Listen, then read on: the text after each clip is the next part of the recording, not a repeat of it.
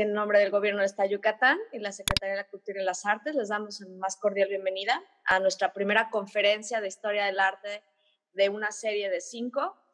El día de hoy tenemos, como ya les mencionamos, la participación de la maestra Leticia Fernández, que nos platicará, nos impartirá una conferencia que se llama Escuchando a Van Gogh, reflexiones sobre el fracaso. Les voy a contar un poco sobre la maestra. Ella es maestra en literatura y cultura contemporánea por la Universidad Modelo y cursó estudios doctorales en la Universidad de Sevilla en comunicación educativa. Tiene 20 años como docente en teoría de historia del arte en diversas universidades y actualmente es profesora a tiempo completo en la ESAI en el área de artes visuales y directora también de esa área. Colabora con el Centro Cultural Lorca y la Fundación Fernández Traba, lo cual también le da muchas cualidades de gestión cultural. Y bueno, como bien dijeron ahorita, nos acompaña la secretaria de la Cultura y las Artes, la licenciada Erika Millet Corona, a quien le cedo la palabra para que nos dé un breve mensaje en nuestra primera conferencia. Hola, muy buenas tardes a todos. No quiero robarles más tiempo de la conferencia porque sé que llevan ya un ratito esperando. Me disculpo por el retraso.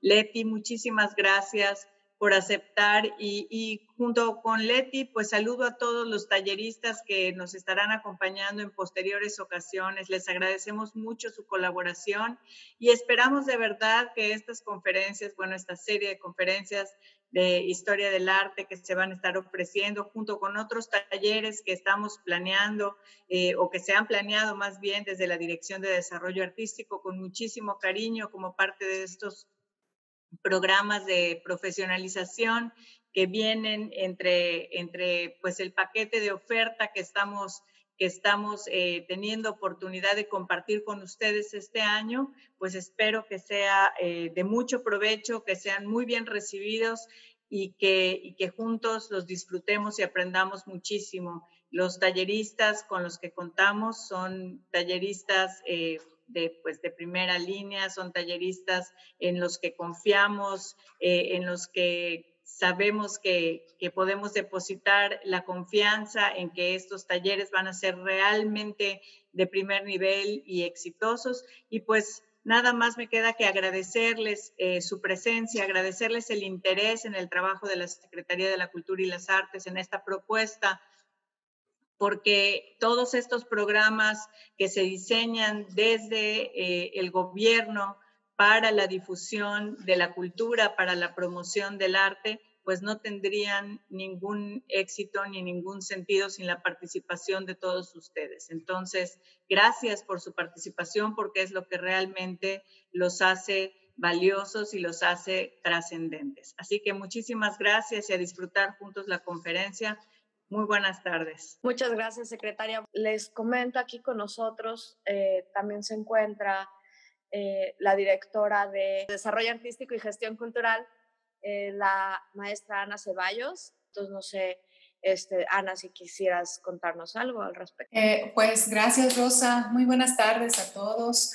Para no robar mucho tiempo, porque yo creo que tenemos muchísimas ganas de escuchar a la maestra Leti ya con la conferencia. Y pues bueno, hacerles las invitaciones a que aprovechen estos cursos, estos talleres que se van a estar impartiendo. Como ustedes ya podrán haber observado, en la parte de artes escénicas, como comenta Rosa también, hay un programa de formación y profesionalización para las artes escénicas denominado Axiorama, que hasta el mes de octubre también va a estar impartiendo diversos tipos de talleres y de profesionalización enfocados en la producción de las artes escénicas. Y también en el caso de las artes visuales, pues no nos quedamos atrás con este inicio de charlas de sensibilización sobre historia del arte y que bueno, estamos muy contentos de arrancar esta tarde. Y por supuesto agradecer a la maestra Leti.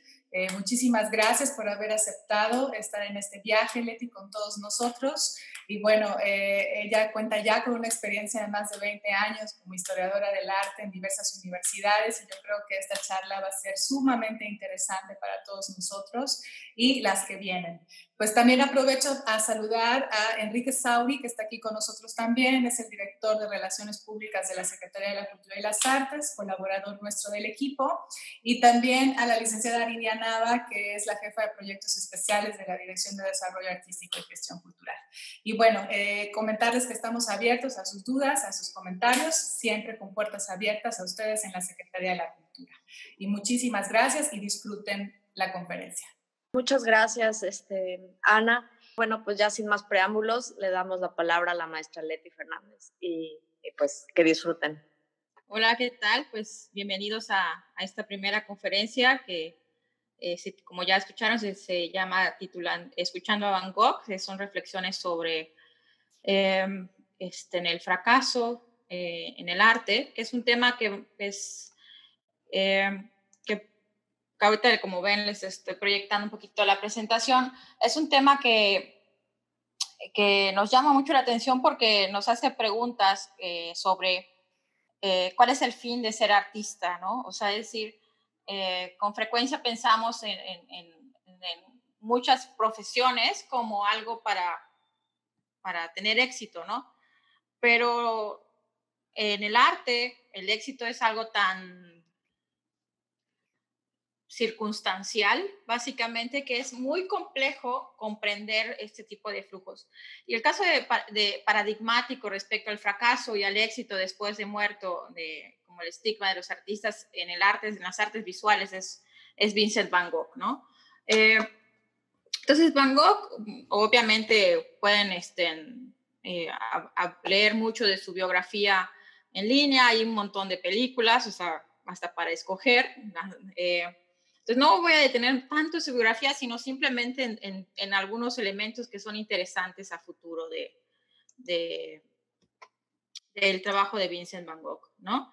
Uno, que en realidad es el segundo Vincent Van Gogh. Su hermano mayor nació un año antes que él y murió al poco tiempo de nacer, y entonces al morir el primer Vincent, nace él y desde entonces ya estaba en la sombra de alguien más, ¿no? De hecho, en realidad sería el tercer Vincent porque su tío Vincent, que era mercante de arte, también estaba ahí en la familia. Entonces, el hecho de que su papá sea un hombre muy estricto, un pastor protestante, y que su mamá cayera en depresión después de la muerte de su primer hijo, y cuando nace Vincent, pues no hay como que mucha alegría, ¿no? Entonces, esto ya tiene cierta estigma sobre él y sobre las expectativas que se tenían, ¿no? Y luego no pasa mucho tiempo en que empiece a dar vergüenzas a su familia, ¿no? Primero entra a los 16 años como aprendiz de su tío en su compañía de venta de arte. El tema es que Vincent ya era un poquito particular en su carácter y se enamora de Eugenia, así se llamaba la hija del casero, de la casera donde él vivía en Londres, y más que enamorarse, básicamente la cosa, o sea, quitamos el estigma de ese Van Gogh, así como que tierno y tranquilo, en realidad no era una persona muy tierna y tranquila, y tanto que casi a punto de pistola lo sacan, ¿no? Fracasa como mercante de arte. Entonces le entra un fervor espiritual, decide ser pastor protestante de los metodistas, lo sacan, le dicen, no puedes ser pastor metodista porque no sabes francés, no sabes alemán, entonces bye. Y entonces se va de misionero para que luego le permitan ser pastor protestante. El problema estuvo que lo de ayudar al prójimo se lo tomó tan en serio que la casa donde le habían dejado para dormir en la zona minera de Bélgica, se la da a una mujer que era sexoservidora para que viviera con sus hijos, y él se va a un lugar ahí de mala muerte a dormir, empieza a regalar sus cosas, y el caso es de que su padre, que era pastor protestante, esto lo veía muy mal. Lo sacan, lo expulsan de ser misionero también, y se ve obligado a regresar después de intentar otros trabajos pequeños. Se ve obligado a regresar a la casa de sus padres ya con 22 años, que en sus tiempos ya eso era un fracaso, ¿no? Tras este fracaso, él empieza a encontrar refugio en la pintura, ¿sí? Su hermano Teo, que era el segundo de la familia, al final fueron 5, dos varones y las 3 mujeres al final, le dice, oye, mira, toma estas pinturas, toma esos carboncillos y ponte a dibujar y a pintar. Y ahí es donde él explota y se siente feliz. Poco tiempo después de eso muere su padre y su familia se desquebraja porque todos empiezan a pelear por la herencia. O sea, el único que dice, no quiero estar en esto es él, se va. Y ya después de mucho relajo, llega a 1886, viaja a París con Theo. Theo se iba a hacer cargo de ser mercante de arte, ese negocio familiar de parte del tío que Vincent no pudo cumplir. Y ahí es donde él por primera vez es feliz, tiene amigos, se rodea de literal toda la banda, porque eran casi una banda de los postimpresionistas, de los llamados postimpresionistas, como son Gauguin, estaba Gauguin, estaba Toulouse-Lautrec, estaba Cézanne, que son, la verdad eran, Artaud también estaba ahí, o sea, eran un poquito, se les iba un poco la canica, le daban con ganas al alcohol, le daban con ganas a la pachanga, se aprovechaban que Toulouse-Lautrec venía de gente rica y entonces literal él pagaba los platos rotos del Moulin Rouge en estas pachangas que se daban. Entonces, aunque Vincent allá aprende mucho sobre arte, a pintar, el uso del color, las teorías del color que estaban tomando boga, él no logra vender nada, ¿sí? O sea, todos exhiben en el salón de independientes, que era este salón anexo al salón de París, que era el salón de la academia, ¿no?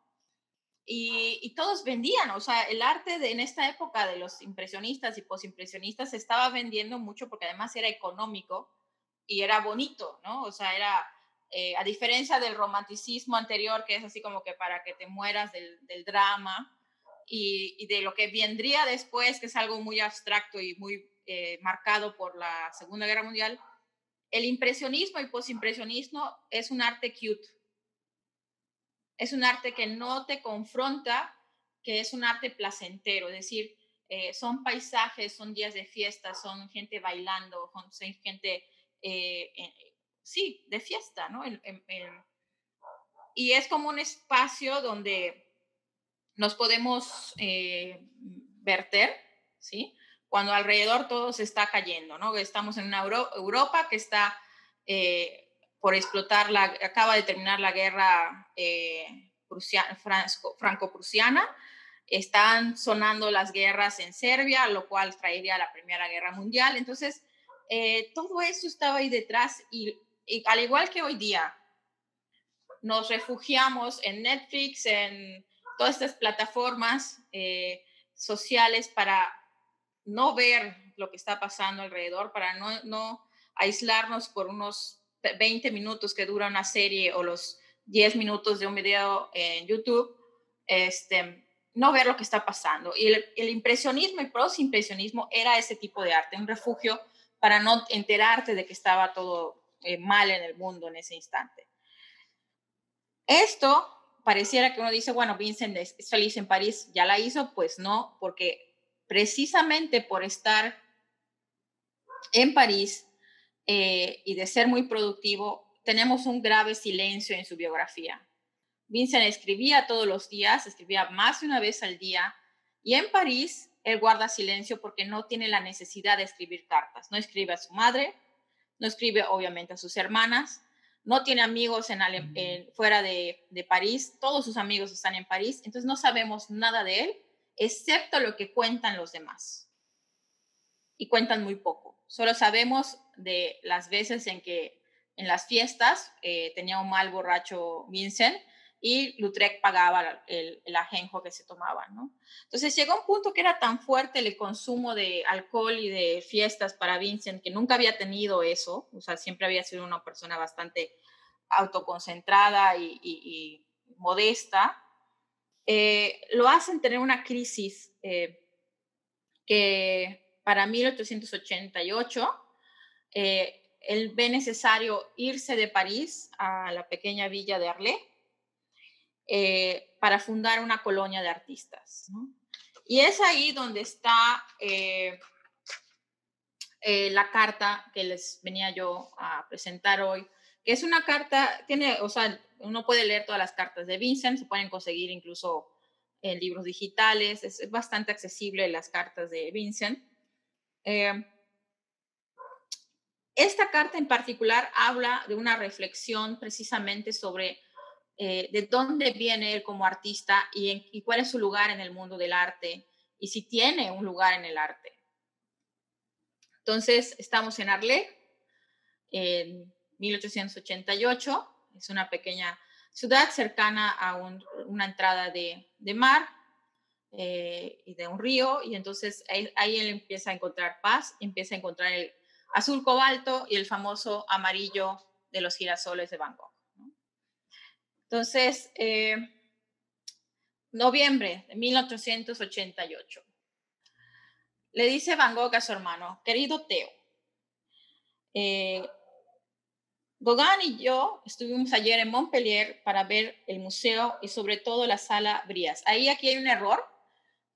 Recuerden, Vincent no es francés, él es holandés y escribe Bryas como le suena a él, pero en realidad está hablando de Bruges, un mercante, se escribe B grande R U Y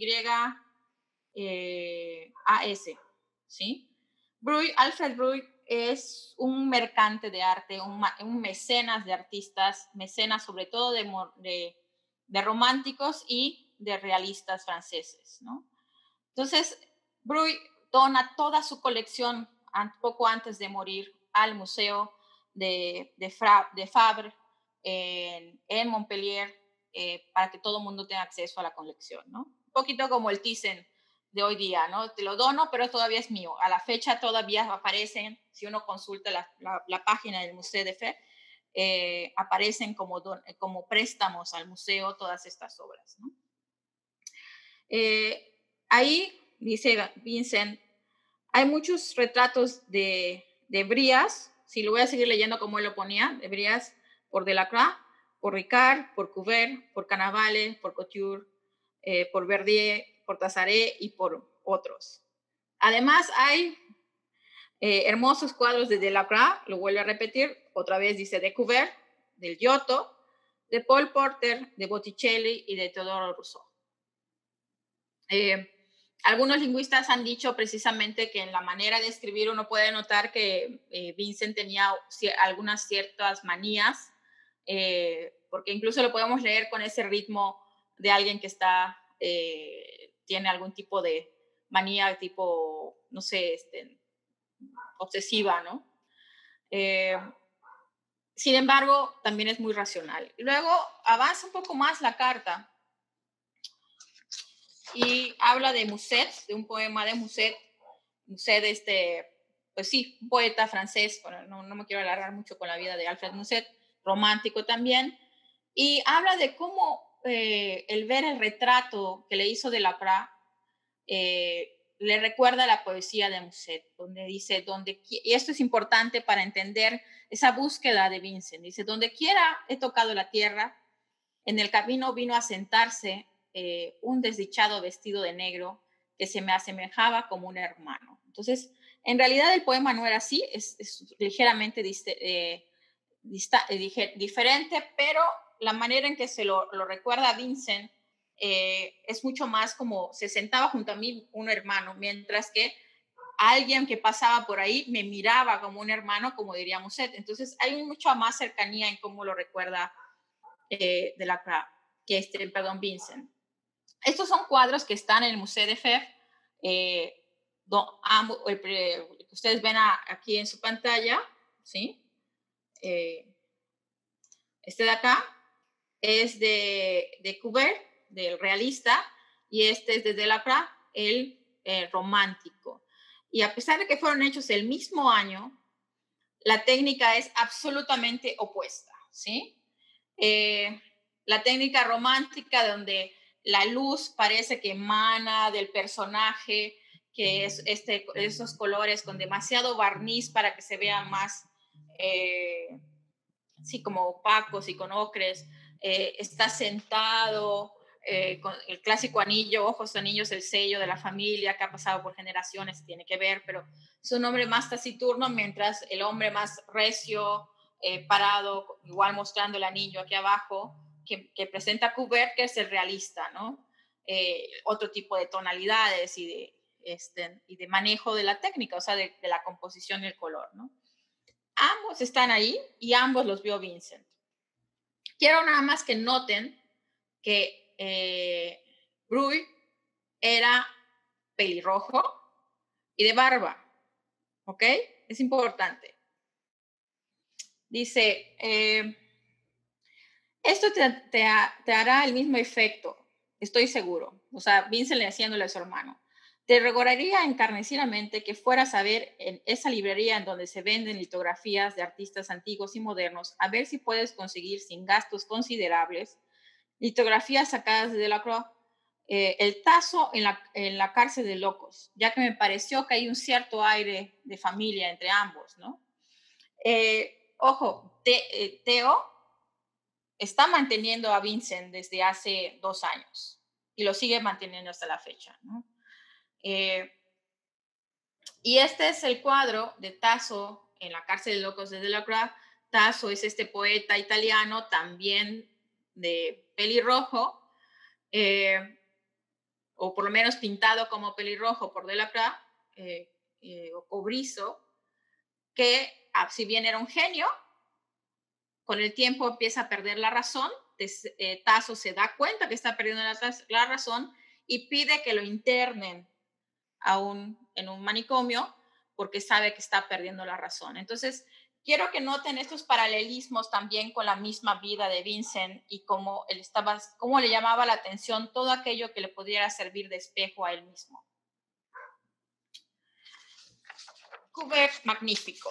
¿Sí? O sea, dice, hay además de Delacroix un estudio de mulata que Gauguin copió hace tiempo, las odaliscas, dan en el foso de Courbet primero, la muchacha del pueblo, que es magnífico, una mujer vestida, está describiendo las pinturas, ¿no? Y está tomando en el paisaje. Segundo, las hilanderas, es uno de los cuadros más famosos de Courbet, que es soberbio, y muchos otros Courbet.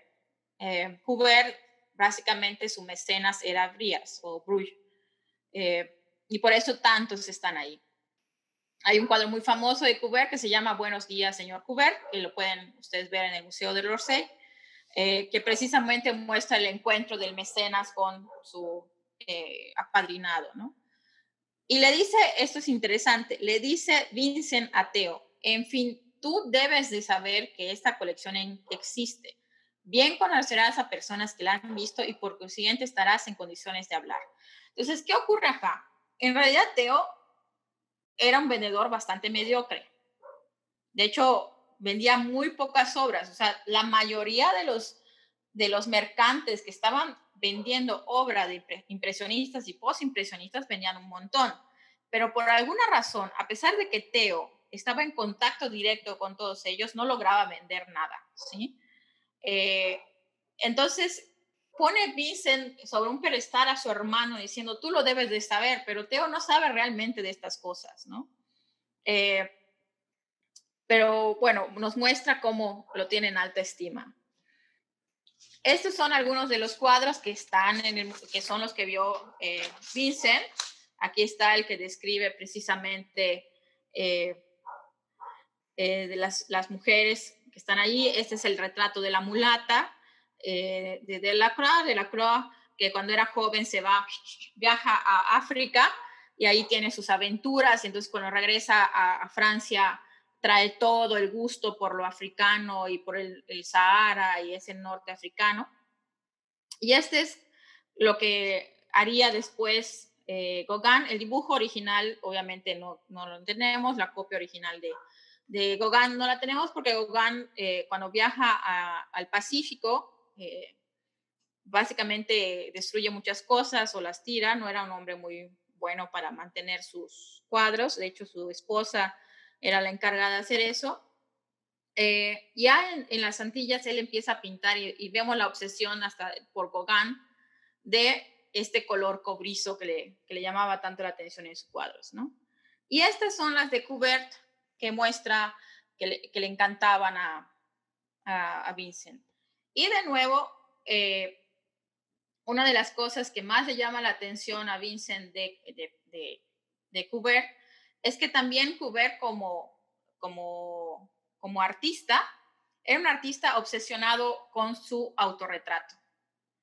Entonces, Courbet, hay N cantidad de autorretratos de Courbet. Así como pintaba su mecenas, se pintaba así. Hay uno muy famoso de él abriendo los ojos y sacando las manos. O sea, se pintaba una y otra vez, ¿no? Y luego, curiosamente, en su carta pasa a hablar de Rembrandt, otro holandés, como él, ¿no? Y otro gran artista, ¿no? No insisto, pues, en el museo. Parece, se está intentando detener Vincent, pero no aguanta. Salvo por los dibujos y los bronces de Weir. Weir es un gran escultor, se pueden ver sus bronces, son románticos, son muy animales peleándose uno con otros y muy interesantes como están. Y esto es lo interesante, la reacción de Vincent a esto. Gauguin y yo hablamos mucho de Delacroix y de Rembrandt. La discusión, ojo, es una electricidad excesiva. Salimos a veces con la cabeza fatigada como una batería eléctrica después de descargarse, ¿sí? Ojo, estamos hablando de que no había luz eléctrica todavía en esta época, ¿eh? Estamos hablando de que apenas en la reciente Feria Internacional de París, ahí debajo de la Torre Eiffel, se empezaron a mostrar los beneficios de la electricidad y cómo organizar una batería. O sea, era nuevo lo de las baterías eléctricas, era algo, como si hoy estuviéramos hablando de viajar al espacio, ¿sí? De todo, subirte a algo para poderte teletransportar al espacio. Era algo totalmente novedoso. Y la manera en que usa esta metáfora Vincent para hablar de cómo sentía su cabeza, ¿sí? Hemos estado en plena magia, porque como bien dice Formentin, Rembrandt es sobre todo un mago. ¿Mm? Y luego empieza a hablar un poquito más de Rembrandt. Dice, retrato de un hombre, habla sobre esto. Tú conoces el extraño y soberbio retrato de hombre por Rembrandt en la Galería de la Casa. Le he dicho a Gauguin que yo veía ahí cierto rasgo de familia o de raza con Delacroix o con Gauguin. Es decir, hay algo que se parece, hay algo que me llama la atención. Yo no sé por qué llamo siempre a ese retrato el viajero o el hombre que viene de lejos. No es el nombre de la pintura, obviamente, pero él le decía, se parece en algo. Esto es una idea equivalente y paralela de lo que te he dicho ya a ti mismo. Que mires siempre el retrato de Six el Viejo, el hermoso retrato del guante para tu porvenir. Y el aguafuerte de Rembrandt, Six leyendo junto a la ventana bajo un rayo de sol para tu pasado y presente. Entonces, aquí estamos viendo a un Vincent que está buscando su linaje. Es un Vincent que está buscando a qué pertenece como artista, en dónde está él como artista. Y le está diciendo a su hermano, por favor, ve el retrato de Six el Viejo, porque se parece a ti, se parece a nosotros, ¿no? Este Six el Viejo, este es el retrato del guante. Aquí vemos el famoso guante. Six era el mecenas de Rembrandt, era el único, cuando Rembrandt cae en desgracia por juntarse, porque no se casó con una mujer que no era de su clase ni de su religión y pierde el favor de todo el pueblo, el único que le hace un encargo es Six. Y con eso logra salir adelante Rembrandt, ¿no? Recuerden, Rembrandt tenía una gran colección de artistas, era también un ávido comprador, y cuando empieza a perder lana, empieza a vender todo, empieza a perder su colección, y es precisamente Six el que rescata a Rembrandt. Y Six es pelirrojo y Rembrandt es otro artista obsesionado con sus autorretratos. Este es el retrato de Six junto a la ventana leyendo el periódico. Es un grabado y a todos los que hacen grabados sabrán que es una maravilla porque cómo lograr ahora sí que con una placa de cobre hacer las sombras y las luces es lo más difícil en el grabado, ¿sí? La sombra, porque tiene que ver la profundidad en que marcas el cobre, tiene que ver con la manera en que aplicas el ácido, tiene que ver con la manera en que aplicas la tinta.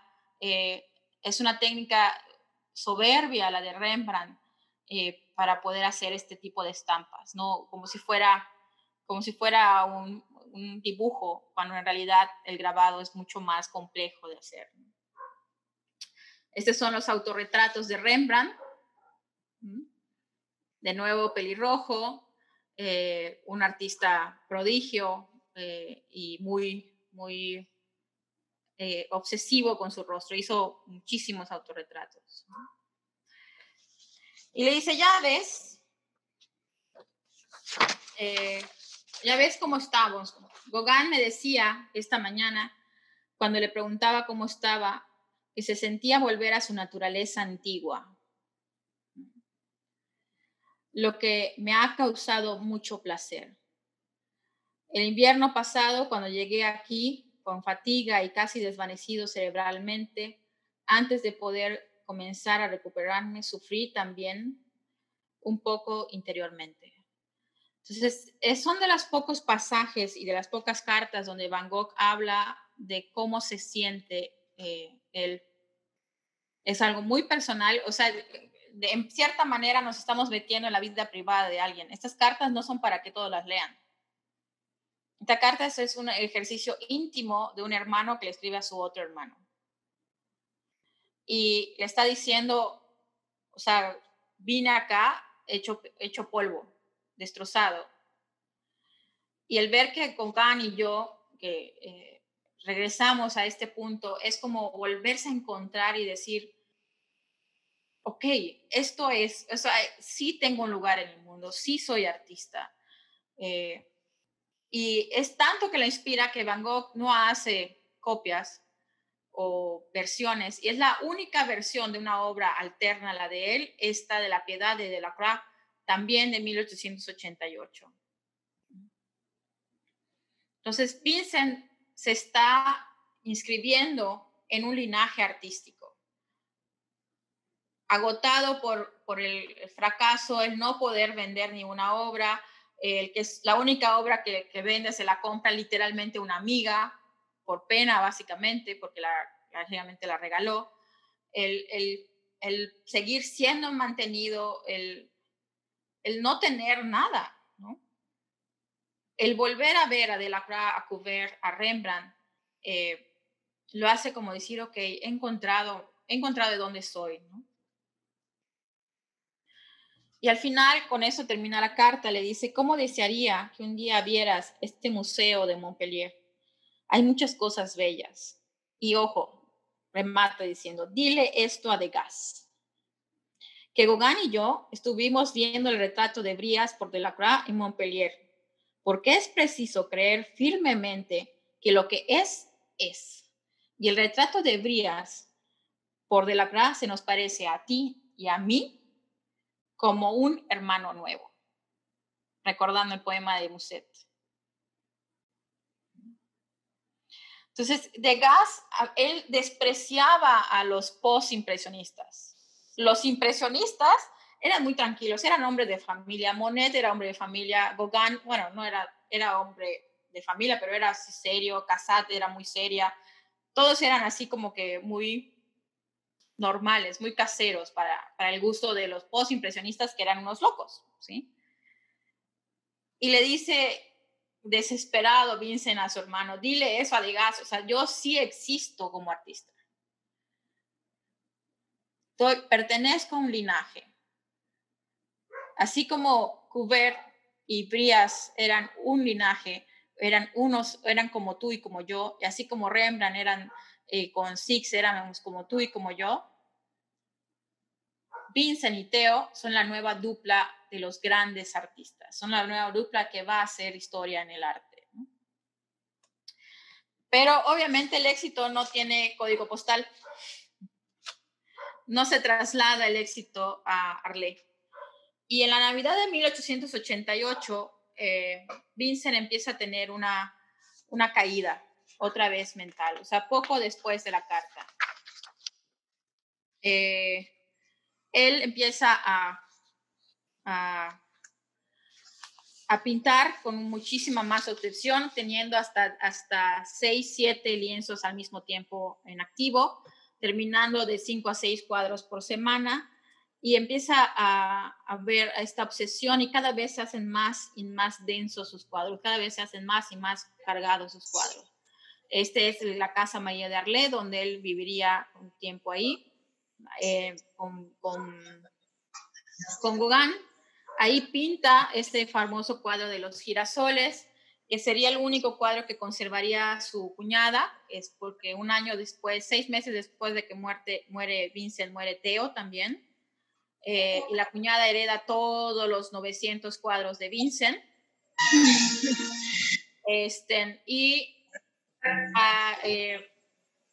El único que no iba a vender la cuñada era hasta que el curador del Museo de la National Gallery en Londres la convence de que se lo done, ¿no? Y al pintarlo, Gauguin lo pinta haciendo la pintura, ¿sí? Este es el retrato de Vincent pintando ese cuadro de los girasoles. Y al verlo, Vincent dice, estoy muerto, según el relato que cuenta Gauguin. Al mismo tiempo, Vincent le regala este autorretrato a Gauguin, y en esa Navidad, ya con la relación bastante deteriorada, Vincent ya teniendo actitudes un poco desequilibradas, porque por ejemplo, Gauguin dice que un día se despertó y vio que Vincent lo estaba viendo fijamente y nada más se levantó y se fue. O sea, ya estaba como que un poco perdido el muchacho. En la Navidad del diciembre del 88, en la noche de Navidad, tienen una fuerte discusión por una mujer, por una prostituta, y Vincent va a su casa, se corta la oreja con la navaja de afeitar, la envuelve en un paño, se la regala a esta mujer, a la prostituta, diciéndole que lo cuide y que lo tome como muestra de su afecto. De ahí viene la famosa oreja de Van Gogh, ¿no? Cuando en ese interlado Gauguin se topa con Vincent, Vincent estaba armado, Gauguin le encara, sale corriendo Vincent, y a la mañana siguiente, porque obviamente Gauguin dijo, ni loco, regreso a dormir a la casa. Cuando está llegando ya ve que hay policías y que están desesperados por entrar porque hay un charco de sangre que lleva al cuarto donde estaban ellos, a la casa de Arles. Y ahí encuentran a Vincent con la cabeza vendada con una sábana, como lo vemos acá, ya sin la oreja. Esto le hace caer a Vincent, obviamente, en una gran depresión. Se queja con Gauguin y le dice, oye, ¿por qué le dijiste a Theo? Y dice, ¿cómo no le voy a decir a Theo si estabas ahí, te cortaste la oreja y se la regalaste a una prostituta? O sea, ¿cómo?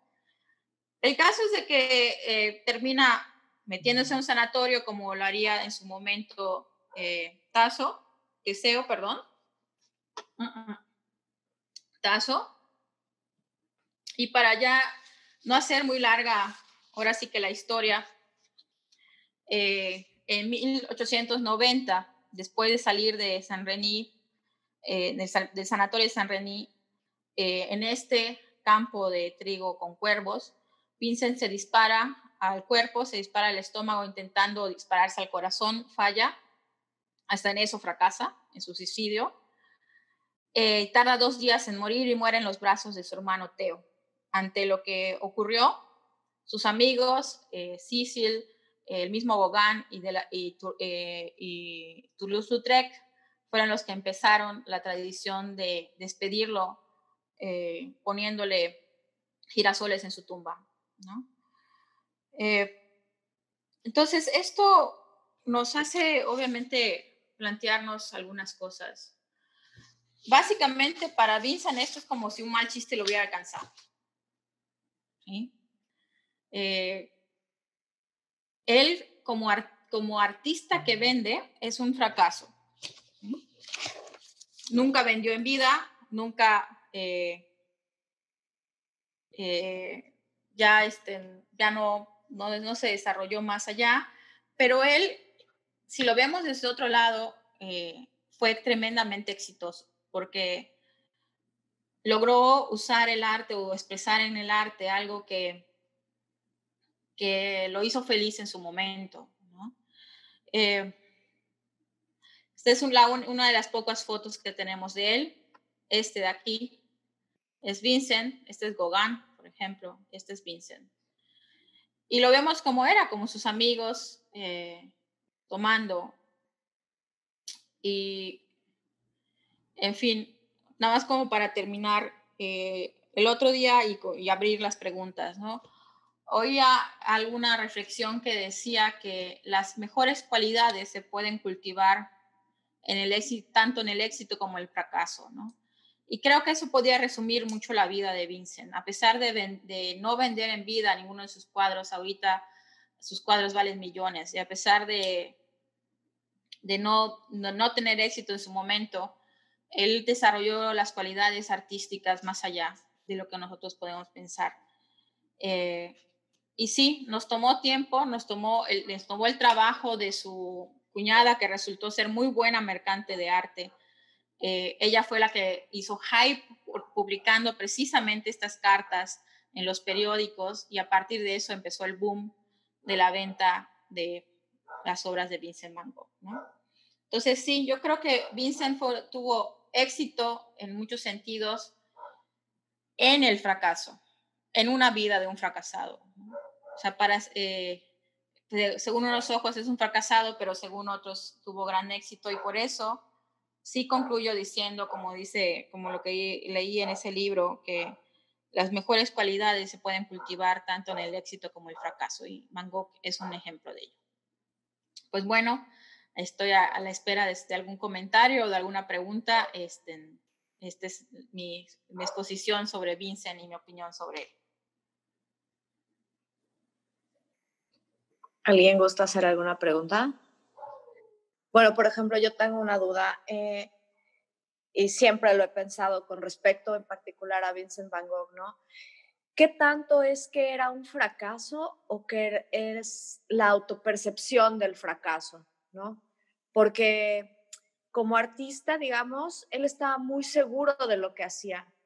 O sea, a pesar de que no vendía, ¿no? O sea, en un sistema si lo pensamos técnicamente, conceptualmente, en contenidos, toda su trayectoria es como se ve como todo un desarrollo, ¿no?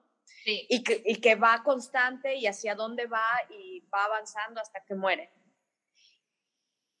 Pero que hasta qué punto es fracaso artístico y no más bien una autopercepción de fracaso, pero más bien social, o sea, más allá de lo artístico, porque bueno, claro, sus amigos pues tenían lana, ¿no? Sus amigos los invitaban, era este momento donde se hacían todas estas cuestiones sociales, ¿no? Que habían bailes, habían cenas y todos estos rollos todavía hasta, pues, como de la socialité, ¿no? Y que si, bueno, tú no vendes, pues te puedes sentir mal, pero eso no implicaba que cambiara su técnica, ¿no? O su propuesta artística. Esa sería mi pregunta. Lo que yo creo es que el público no estaba preparado para el arte de Vincent Van Gogh en su momento. Y él nunca dejó de evolucionar, o sea, él lo dejó muy claro en una de las primeras cartas que uno puede leer, que no están en el libro de las últimas cartas de Vincent. Está en otro juego de cartas, donde dice, o soy pintor o me mato. ¿sí? Porque ya había fracasado en todo lo demás, ¿no? Y el caso es que él empieza a desarrollar, o sea, la cena de patatas o los comedores de patatas, que fue su primera obra, a la última Narlé, uno puede ver un arco de desarrollo técnico extraordinario. Y uno puede pensar de que Vincent solo agarraba pintura y la golpeaba en el lienzo, y en realidad es algo tremendamente complicado, ¿no? Me acuerdo un ejercicio que hice una vez con unos alumnos y decían, es que no lo soporto, no puedo pintar así porque rompe todas las reglas de hasta cómo agarrar el pincel, ¿no? Y el movimiento del pincel tiene que ver con el movimiento natural de las cosas. Entonces, el volumen está puesto por la manera en que mueve el pincel. O sea, no hay perspectiva construida, es plano, pero le da este volumen falso a través del movimiento y de que se note la pincelada y de que mezclaba el mismo color dentro del pincel. O sea, no usaba la paleta para mezclar el tono, sino permitía que el óleo no se secara y ahí jalar. Entonces tiene una técnica muy particular que la explotó a lo máximo, que lo hace muy especial, porque no significa que no tuviera técnica. Hay muchos momentos en sus obras que podemos ver cómo controla la mano, o sea, es deliberado ese pincelazo. Y la gente no estaba preparada. Yo siento que él terminó por suicidarse cuando se dio cuenta de que a pesar, o sea, que se sabía, como vimos en la carta, se sabía especial, se sabía que pertenecía a un linaje de artistas, se sabía que lo que estaba haciendo era fuera de lo común. Creo que su fracaso vino cuando él se dio cuenta de que a pesar de todo su trabajo, él buscaba reconocimiento. Él sí quería reconocimiento porque toda su vida había estado detrás. Era el segundo Vincent, era el hermano que no pudo ser mercante de arte, fue el hermano mayor que no pudo ser pastor como su papá, ¿sí? Fue el amigo de los que sí tuvieron éxitos como Lautrec, como Gauguin, como Cecil, como Monet, como Degas, ¿no? Pero nunca fue él el que tuvo el éxito, nunca fue él el que llenó las galerías, ¿no? Y después de estar otra vez y de darse cuenta que iba a volver a tener que internarse y que no iba, o sea, de que no iba a salir de esta, fue cuando él dijo, pues, bye, ¿no? O sea, y desgraciadamente ese último instante fue lo que nos quitó a Vincent con solo 10 años de producción. Las 900 obras de Vincent Van Gogh las hizo en 10 años. O sea, eso habla de la obsesión y de la carga y de que del desarrollo, porque en 10 años desarrolló una nueva técnica por completo y un nuevo concepto del arte. Entonces es obvio que el público no lo pudiera alcanzar, porque inventó algo tan nuevo que en 10 años el gusto no lo alcanza, ¿no? Es como pasó piénsenlo, con los CDs de música. Se inventaron en los 70s, en los 70s aparecieron los primeros LPs láser. Y no entraron al gusto de la gente hasta 20,000 años después, ¿no? Las tablets las inventó, la primera tablet comercial fue de Microsoft en los 80s. Y nos tomaron casi 30 años para que ahora todo el mundo quisiera tener una tablet, ¿no? Entonces, no nos dio tiempo, Vincent, de ponernos al día y de adaptarnos a su gusto, y es por eso que ahora se venden en 54 millones de euros cada obra, o en 60 millones de libras por una obra, ¿no? O sea, nos costó trabajo, y la invitación más que nada era a tener otros parámetros para medir el éxito y el fracaso con Vincent. Me surge otra idea. Digo, si alguien más tiene... mira, aquí hay otra pregunta. A ver, dice William Valdés, ¿qué opinaba su grupo acerca de su arte? ¿Opinaban que era bueno? Definitivamente sí. Por lo menos Lautrec decía que era el mejor de todos. Lautrec es otro que escribía mucho, sobre todo en su diario. Cuando murió Vincent, obviamente se emborrachó, porque bueno, era lo que hacía Lautrec, murió de delirium tremens, ¿no? Pero dijo, ha muerto el mejor de todos, ¿no? De ese grupo de los postimpresionistas. Sí, o sea, lo admiraban y era la razón por la misma que Gauguin lo pinta él pintando los girasoles, o sea, dando cuenta de que es amarillo sobre amarillo y más amarillo y aún así el cuadro tiene un volumen, una luminosidad, una profundidad que no habían visto en otro cuadro, o sea, entonces sí lo reconocían sus propios pares, no todos, Degas ya vemos que no le gustaba nada. Bueno, pero cuenta la leyenda que Degas era medio pesado, ¿no? Pesado y medio. Sí. Sí. A mí se me ocurre algo que comentaste hace rato, y es esta capacidad de su cuñada de venta y también, a su vez, la incapacidad de su hermano de venta. Y hago un paralelismo con hoy en día, pues como las redes sociales, todo el mundo nos vendemos de alguna manera o no nos vendemos, ¿no? Nuestra imagen, digamos, ¿no? Nuestro producto, etcétera, ¿no? Muchos artistas mueven su obra, hay muchas galerías que ya están moviendo su obra en las redes, ¿no? Instagram, etcétera. Entonces, un poco pensando como en esto, él era un artista contemporáneo de su contemporaneidad, ¿no? Y entonces pensar un poco como los artistas hoy día, ¿no? Y cómo esta capacidad de venta o no venta puede también depender un poco de las relaciones públicas, otro poco de la imagen ¿no? Depende, no sé, pregunto. No, o sea, por la pregunta que vi que apareció en la pantalla, el postimpresionismo solo duró 7 años, ¿sí? La sala de los impresionistas fueron 8 exposiciones, y luego, que ya eran, y las últimas 3 fueran postimpresionistas, y luego ya todos los demás se dispersaron por Europa y empezaron otras corrientes, el surrealismo, el cubismo, el dada, pero duró 8 años, o solo hubieron 8 exposiciones que podemos llamar postimpresionistas, ¿no? Y sí tiene mucho que ver la gestión. O sea, Van Gogh era una persona desagradable, apestaba, ¿sí? O sea, no se bañaba y lo decía en sus cartas que prefería no bañarse y seguir trabajando. No comía, se alimentaba con tabaco para seguir estimulado y seguir pintando, pero imagínense el aliento y es tabaco de masticar que lo que escupía a un lado. O sea, era una persona bastante desagradable, ¿sí? Y su hermano Theo, pues no era muy atractivo tampoco, no era muy buen vendedor. Pero su cuñada, que también era hija de un mercante contrario a la compañía de los Van Gogh, cuando muere Theo, su hermano le dice, oye, dame las obras, mira, y ella dijo, no. Y es cuando empieza a hacer este hype publicando las cartas en los periódicos, en las gacetas, ¿no? Y la gente empezó a preguntar y después de un año de publicar cartas, hace la primera exposición de obra reunida de Vincent y ahí es donde prende todo.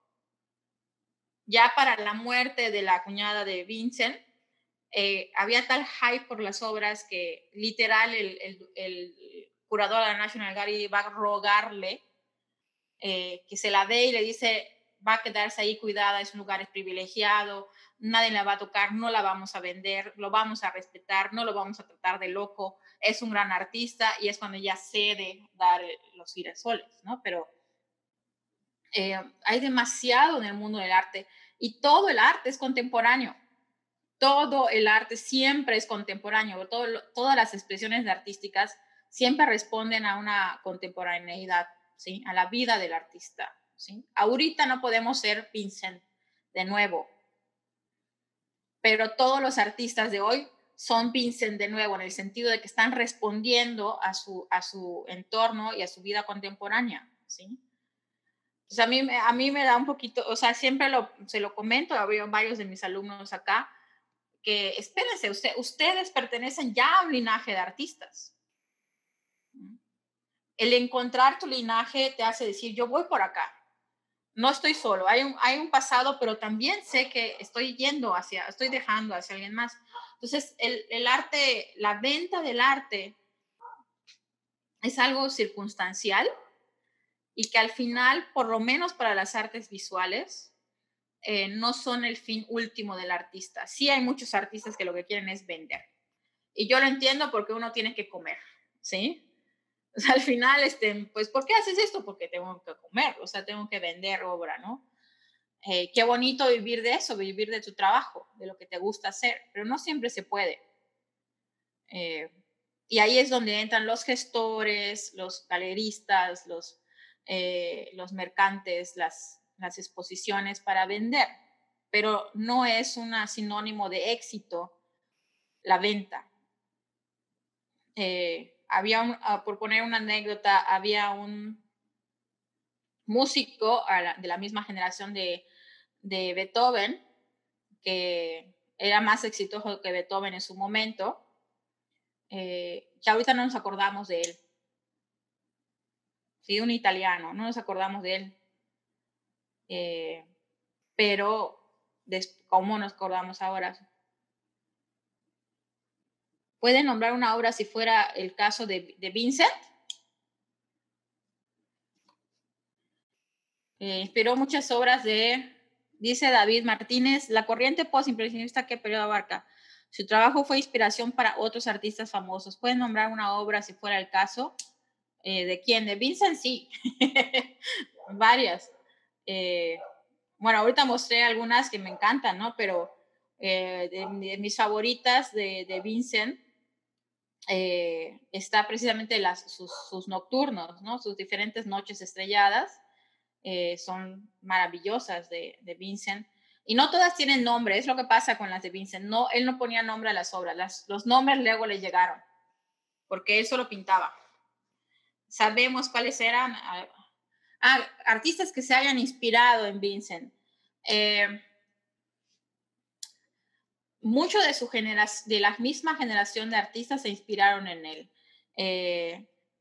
Y después los fauvistas imitaron mucho el uso del color de Vincent y la inspiración de Vincent. O sea, por ejemplo, el mismo Matisse es un artista que siguió con el uso del color, llevó al extremo el ejercicio de la no perspectiva y de solo construirla por medio de las capas de la composición. Es uno de los que más se acercaron a él, ¿no? También inglés, no me acuerdo el nombre de este inglés, otro también de las fieras que hizo esto. Los alemanes y los holandeses posteriores expresionistas también tomaron a Vincent como ejemplo. El tema es que la influencia de Vincent es más tardía porque no todos lo conocieron en su momento, ¿sí? Pero un artista sí que uno lo ve y dices, ¿es un Van Gogh o es un Matisse? Es Matisse, sobre todo el joven Matisse, utiliza el mismo color, en la misma proporción que Vincent, aunque no el mismo pincelazo. Pues bien, no sé si alguien más tenga algún comentario, alguna pregunta.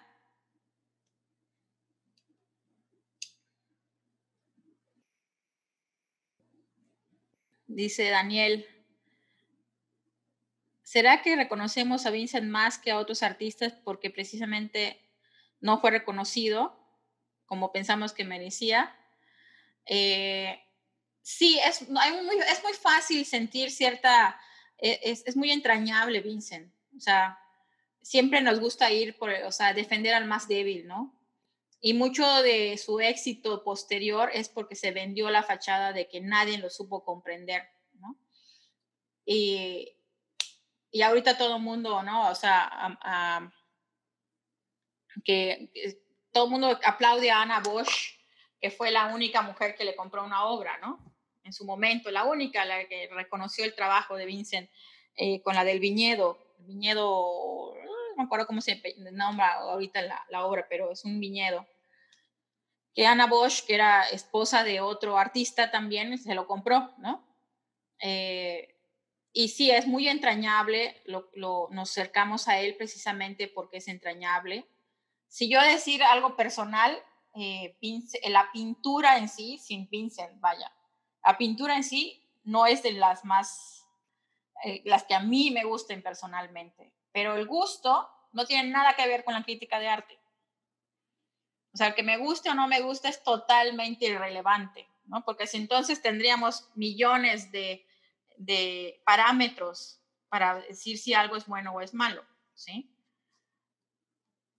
A pesar de que Vincent no es así como que, wow, mi favorito, lo puedo apreciar y lo puedo defender por lo que es, o sea, porque es un artista, ¿sí? Y lo defiendo, o sea, quizá yo, el gusto no es mi gusto, me gustan más otro tipo de arte, me gusta un arte más pensante.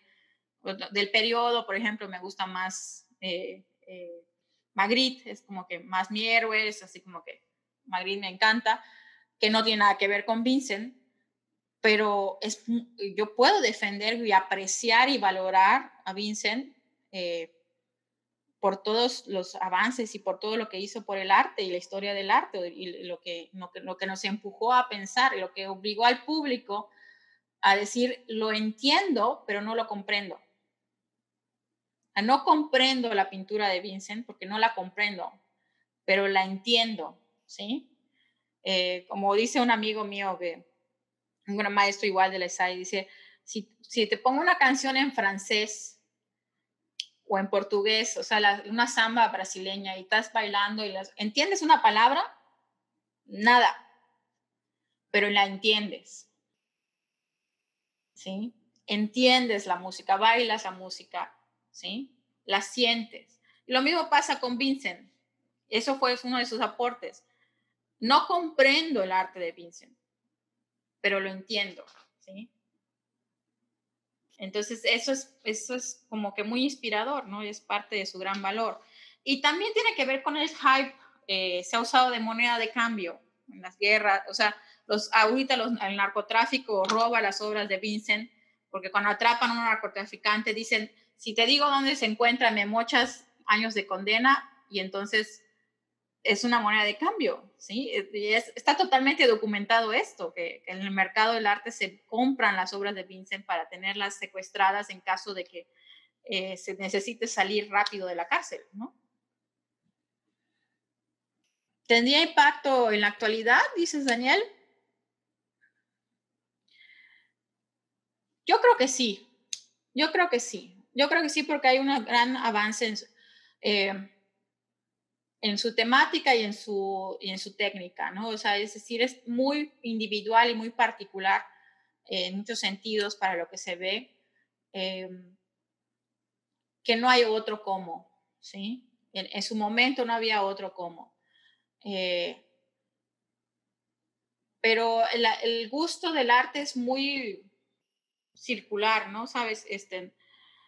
Por ejemplo, ahorita todo el mundo habla de Sor Juana y la gran Sor Juana, pero no se oyó nada de Sor Juana por 2 siglos. Se oía más en Perú en los 800, ahí había estudios de Sor Juana, y en México ni la conocíamos, y en España nada. Es hasta los 60 del siglo pasado que volvió el hype por Sor Juana. O sea, y Frida Kahlo, pues nadie la conocía en su tiempo, ¿sí? O sea, salvo su grupito, y después ahorita todo es Frida Kahlo, ¿no? O sea, los ciclos de gusto son muy variados, son muy,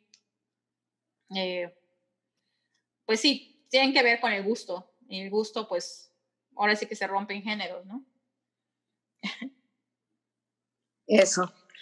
Bueno, pues si nadie más tiene una pregunta, te queremos dar las gracias, querida Leti, por esta participación, y también a todos los asistentes por haberse inscrito y por haberse conectado. Es un gusto que los tengamos aquí. Y bueno, les reiteramos la invitación a seguir la programación de la Secretaría de la Cultura y las Artes. Vamos a tener este ciclo de conferencias, pero también tendremos otras actividades que les estaremos ofreciendo, tanto de artes visuales como de las otras áreas de las artes. Entonces, bueno, pues invitarlos a que disfruten también del programa Cultura en Línea, que lo pueden encontrar en las redes de la Secretaría. Y puede ser, sí, si ustedes gustan, les podemos enviar información por correo de las siguientes conferencias, pero sí les recomiendo que estén muy pendientes de las redes de la Secretaría. Y bueno, y también les pedimos que cuando vean las conferencias se inscriban lo más pronto posible porque el cupo es limitado y se acaba muy rápido. Pues hay que le comenten a sus amigos y familiares que esta conferencia va a estar en YouTube para que la puedan disfrutar. Muchas gracias y pues en las redes estamos como Sedeculta o Secretaría de la Cultura y las Artes y también como Yucatán Presenta. Muchas gracias. Hasta luego. Buenas noches a todos. Hasta luego. Gracias, Muchas gracias. bye. Buenas noches. Gracias, maestra. Buenas noches, muchas gracias. Gracias, Leti. Gracias, maestra. Hasta luego. Gracias, Leti. Fantástico. Muchas gracias. Gracias. Ana, adiós. Hasta luego. Gracias a todos. Juntos transformemos Yucatán. Gobierno del Estado.